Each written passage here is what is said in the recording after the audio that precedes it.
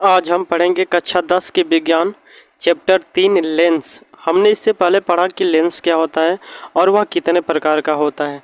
इसके बाद जो अगला टॉपिक आता है कि लेंस से संबंधित कुछ परिभाषाएं कौन कौन सी हैं। तो पहला आता है मुख्य अक्ष। लेंस के गोलीय तल जिन गोले के पृष्ठों का एक भाग होता है उनके केंद्रों से होकर जाने वाली रेखा ही लेंस का मुख्य अक्ष कहलाता है।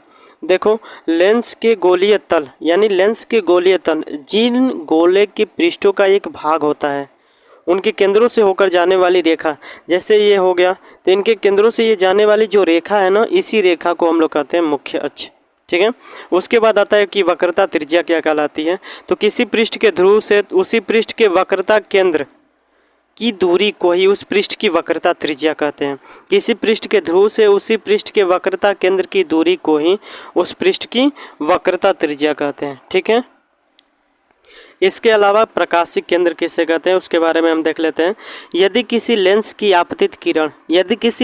आपतित किरण तथा निर्गत किरण परस्पर समांतर हो तो अपवर्तित किरण जिस बिंदु पर मुख्य अक्ष को काटती है उसे लेंस की प्रकाशिक केंद्र कहते हैं। जैसे देख लो, किसी लेंस की जो ये आपतित किरण है तथा ये आने वाली अपवर्तित किरण और निर्गत किरण, किसी लेंस की आपतित किरण तथा निर्गत किरण परस्पर समांतर हो तो अपवर्तित किरण मुख्य अक्ष के जिस बिंदु पर काटती है उसी को ही हम लोग क्या कहते हैं, प्रकाशिक केंद्र कहते हैं।